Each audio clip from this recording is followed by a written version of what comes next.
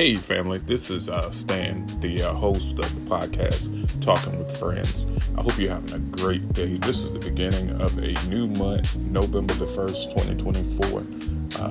This is the first day, new blessings, new favor, just whatever you can think of that's new and is good. God says I'm doing a new thing. I was reading something this morning and I want to get to the point quick. This will be a real quick session. I was reading Exodus 7 this morning. And Exodus 7 is Moses and Aaron getting ready to approach Pharaoh. And it was so powerful because it was a two-part thing. And I just want you to see this. Pharaoh was the king. He was considered the king. So with that being said, the Egyptians at the time, the children of Israel, were basically doing what the Egyptians do, worshiping this king Pharaoh. That was the way to do things. But at the beginning of this thing, God tells Moses that he's going to harden Pharaoh's heart. He tells Moses that he's going to harden Pharaoh's heart. Now, that wouldn't make any sense to anybody who would look at that and say, hey, you're going to basically make this a hard thing to do, but yet still you're going to send me into it. Now, understand that. That's the beginning. But then there's a second part to it that as I was digging in this thing this morning, I was like, man, this is amazing how many layers are connected to God's word. The second thing was, okay, so on a small level, the chapter starts out. God tells Moses to go to Pharaoh and let the children go. Not only that, he also says, take this rod, basically, take this staff, and you're going to throw this staff down, and it's going to turn into a snake. Okay, that's understandable because God is giving you the instructions to do that. Now, second part was the magicians that were also, rolling with Pharaoh had powers as well. So they threw their staff down and the same thing happened. Well, in this also, Moses' staff then eats their staff that turns into a snake. That's one thing. That's on a small level. But then, so Moses has a conversation with Pharaoh. Hey, let the people go. God say, let them go. And Pharaoh doesn't do it. Now, check this out. In this, God is like, okay, you've seen what I can do on a small level, where it's just me, you, Aaron, Pharaoh, and the magicians. Now I'm about to take it to a whole nother level, where God calls a plague down, and the plague turns all of the water in Egypt into blood. So this means that all water, if you got a cup of water in your house, it's going to turn to blood. If you got a bowl of water in the refrigerator, it's going to turn to blood. All the water in Egypt turned to blood. Check this out, though. We hear this story and we think that the work is being done towards Pharaoh and being done in Moses. It was a two-part thing. Yes, Moses he's realizing what God's power can do, but also Pharaoh's heart being hardened and God giving him the instruction beforehand, hey, I'm going to harden Pharaoh's heart. There are children of Israel. The children of Israel need to know who this God is. They don't even realize that they need to know who this God is. But they're about to find out, because with these signs and these miracles that God is about to do, now we're going from something small, just Moses, the magicians, Pharaoh, to something big, because this water that's affected by this blood is now going to affect the livelihood of the children of Israel. The people that are worshiping Pharaoh, the Egyptians, their livelihood, their lives are going to be affected by this water, because now the fish are dying. If they have a fish business or something like that, things were about bartering back in the day. If that's affected by it, then they're going to want to know what's going on. So now God is getting their attention. God is getting their attention by doing this bigger thing now. Now we've gone from small to big, and I have to draw the children of Israel to me, God. This is what he's saying. I'm going to draw them with miracles. So now we're looking at this thing a whole different way now. Now it's not so much about Moses, Pharaoh, and what we thought it was when we first read it. Now it's like, oh, now you're going to use Pharaoh. You're going to bounce your power off of Pharaoh. Like if you see Pharaoh as a problem, watch my power work. That's going to be larger than Pharaoh. That's going to be bigger than Pharaoh. That's going to be more powerful than Pharaoh. That's going to be able to affect the lives of everybody that's in Egypt. So now all of these things that are going to start happening are going to start to make the children of Israel look in the direction of like, what is this coming from? Because this ain't you, Pharaoh. Now it starts to make them look in the direction of God. And I started to look at that, and I started taking it apart in my mind, and the Holy Spirit started speaking to me. And I'm looking at it, and I'm like, okay, Lord, you've given me this. Now, what is the Pharaohs that exist in our modern day 2024? That's how I studied to see how I can apply it and how I can, give it to somebody, especially if I bring it to the podcast like this. Once again, this is your host, Stan, for the podcast, Talking with Friends. Just a quick little session I want to give you. The Pharaohs that exist in our lives, whether it be, and I started thinking about COVID. I'm like, well, wait a minute, because COVID was a thing. We don't know if it was man-made or if it was a natural thing that just came about. We don't know. But either way, God said, okay, this is your Pharaoh. This is your Pharaoh. I'm going to bounce my power off of it. I'm going to show you my grace and my mercy. I'm going to show you that even though your job might have been shut down due to COVID, I'm going to show you that I can bless you either way. I'm going to show you what I can do through this thing that has come upon the earth that we've never seen before. We've never seen the effects of it before. We don't even know what it was. We don't know what it is. But I'm going to use it to show you what I can do. And ultimately to make my children lean back towards me. Lean towards me. Turn in my direction. Wonder, who is this God? Who is this God? Because this ain't got nothing to do. And then I started thinking about the government and everything that's associated with that as we stand at the doorstep of Election Day. And all of the things that have come along with politics. Is it Kamala? Is it Trump? Are both of them being honest? Who's right for the position? All of these things. And as a whole, we take this and we kind of make it a thing because, you're voting and you're focused on that, and then CNN gets involved and all of these other stations and all of this social media where opinions are being shared and this person is right and that person is wrong and their views is this, and all of these things we make to be a Pharaoh. And God was like, don't be surprised who gets in the seat. But whoever gets in the seat, I'm going to bounce my power off of them. I'm going to bounce my miracles off of them so that you won't be so engaged in who's in the seat, but who's sending the blessings, who's sending the favor, who's sending the mercy, who's sending the grace, who's taking care of you, who's protecting you, who's guarding you. Because I know in the United States or in the world, we can take things and put them in the center of our world, whether it be politics, presidential selection, whether it be COVID, whether it be diseases, diagnosis, whatever it may be.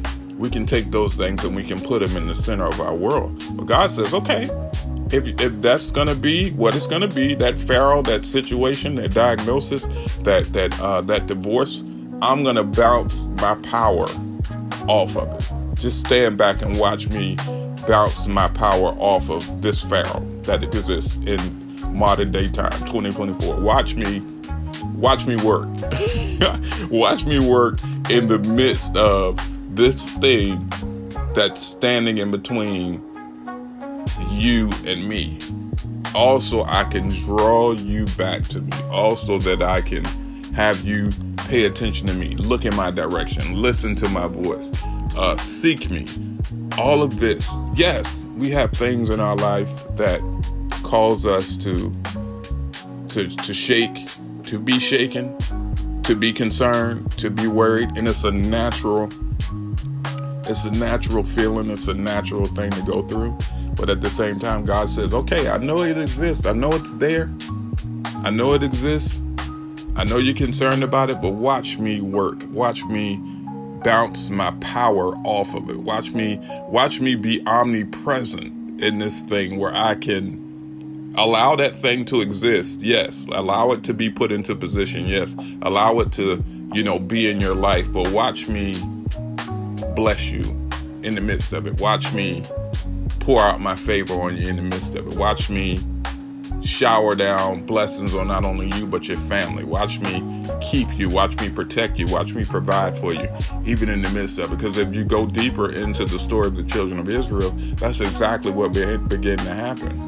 Like the Pharaoh would get mad and he'd be like, all right, y'all gonna work harder, basically. And the thing is, they were put under these conditions to work harder with less of what they needed to work with, but they grew in community. They grew in children and grandchildren. So the less that they had to work with, God blessed the less and blessed them with more. And Pharaoh didn't expect that. He thought that being that he was going to put something in place that was going to make them work harder with less materials, that it would just make them work harder and that would be it. But them being the children of God in general, whatever situation that they were placed in, they still were blessed. And what I got from that is that whatever is existing in your life as a Pharaoh, and you might not even look at it like that as a Pharaoh, whatever it is that has come up, a season, a challenge, a job loss, diagnosis, where we stand at now in the United States to make a selection for our next president, politics, whatever it is, finances. You have a Pharaoh that is rose up, that is standing up in your life. But just know that the same way that God was like, okay, I know the Pharaoh exists, but what I want to do is I want to show you my power. And if even if that Pharaoh is existing, even if that thing is existing in your life, I want to show you that my power is greater. My reach is greater. My covering is greater. My keeping is greater. So it was just something to see, because he took it with me this morning. He said, okay, you as ministers, as preachers, as teachers, as evangelists, you guys start out in the inner circle because you're communicating with me. I'm communicating with you. You're seeking me. Yeah, you see in your life what I can do. Miracle-wise, keeping-wise, protecting-wise, healing-wise. You see what I can do because you seek me and you recognize that it's me. But even in the midst of you knowing, I got to draw my people. I got to draw my children that are not considered to be preachers, teachers, evangelists, bishops, that are not considered to be that. So this thing that exists, I'm going to bounce my power off of it so that they can see my works, and it's going to draw them. So even though the elders, the bishops, the preachers, the ministers, the teachers of his word may be convinced, there could be a spot in them or an amount of them that's not convinced. There's a scripture that says, yes, Lord, I'm paraphrasing, yes, Lord, I believe, but help my unbelief. We still, as preachers, as teachers, as evangelists, as ministers, elders, bishops, we still have some unbelief in us. And he's like, that's cool. I got to draw my people though. So as I'm drawing my people, I'm also dealing with your disbelief as ministers, elders, preachers, and teachers. So the inner, who were, let's say, in the smaller setting, when the magicians were, it was just the magicians, Pharaoh, Aaron, that was the small group. Moses and Aaron, they pretty much know what God can do, but they're also still learning. But the children of Israel have to learn who this God is. So it's a two-edged thing where he's teaching the children, he's showing the children of Israel who he is in Egypt, but then he's also still convincing Moses and Aaron of who he is. That's amazing to me to think that one situation is teaching on multiple levels. That's amazing to me. That was something that stood out to me. The main thing that stood out to me was that we all have a Pharaoh in our life. And sometimes we can pray and that thing can disappear, or sometimes we can pray and it won't disappear. Paul the Apostle said, he had a thorn in his side and he prayed 3 times for the Lord to remove it. And the Lord didn't remove it. He just told him that my grace is sufficient. So we all have something in our life that takes up space, that, keeps our attention, or, tries to get our attention. But at the same time, God says, that's the Pharaoh in your life. Watch the power that I apply to that Pharaoh so that you can be convinced of who I am and what I can do. So yeah, that Pharaoh exists, that sickness exists, that problem, that financial situation, that credit situation, that relationship situation, that marital situation, that your children a situation, and that, yes, it exists. God says, watch what I do. Watch me work. Watch what I do in the midst of that. Watch what I do. And there are people that are watching us. I ultimately always go back to this, that there are people that are watching the children of God to see how we respond, how God works a situation out that we're concerned about, that we're worried about. They're watching, and by them watching what God does, it draws them. It draws them to say, wait a minute, who is this God that you serving? I hear you talk about it. I hear you, multiple times you talk about faith, and who is this God? And it draws them. I attended Burning Bush Worship Center in Norfolk, Virginia, 23523 a couple of weeks ago. Dr. Deborah Hawkins preached a message about this is for the crowd. This is for the crowd, and she spoke from when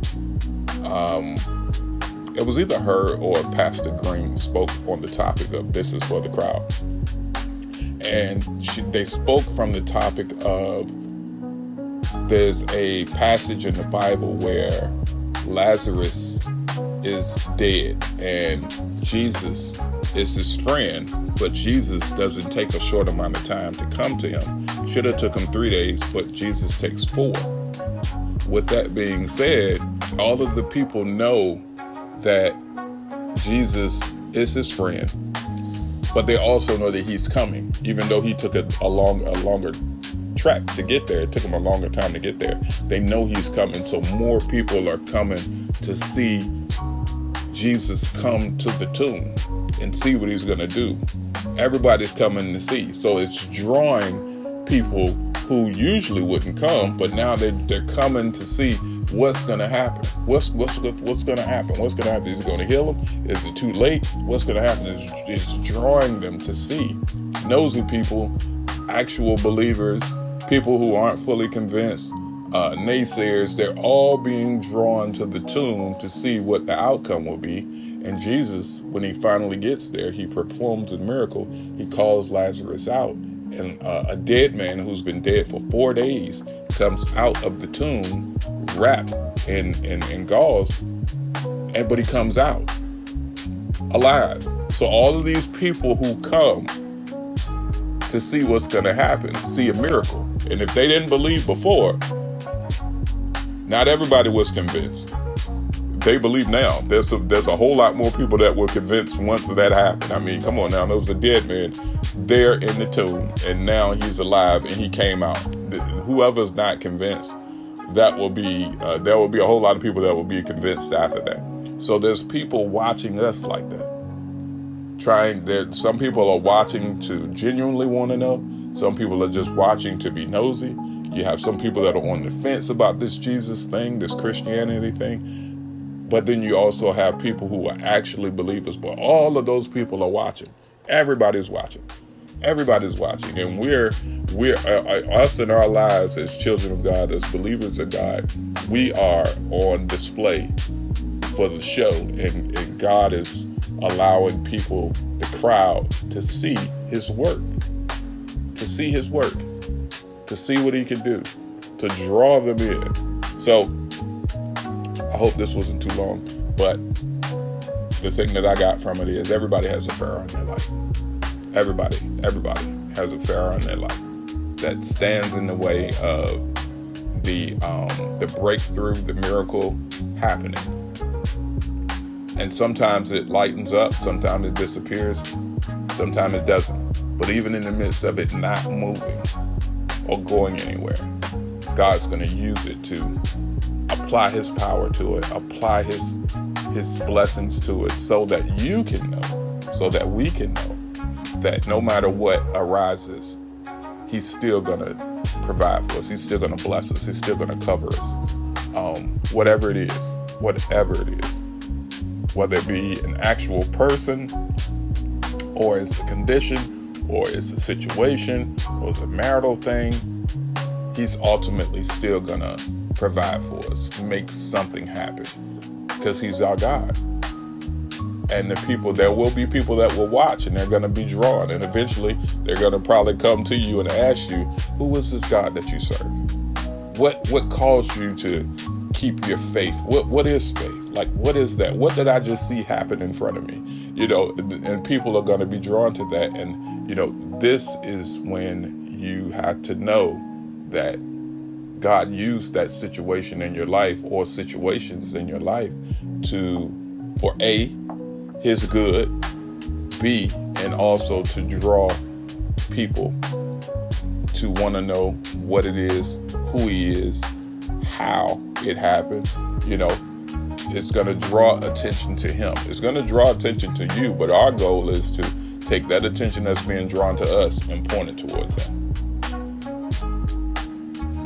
I hope you guys have a good day. This is the first day of November 2024. Make the most of this month. Be grateful for this month.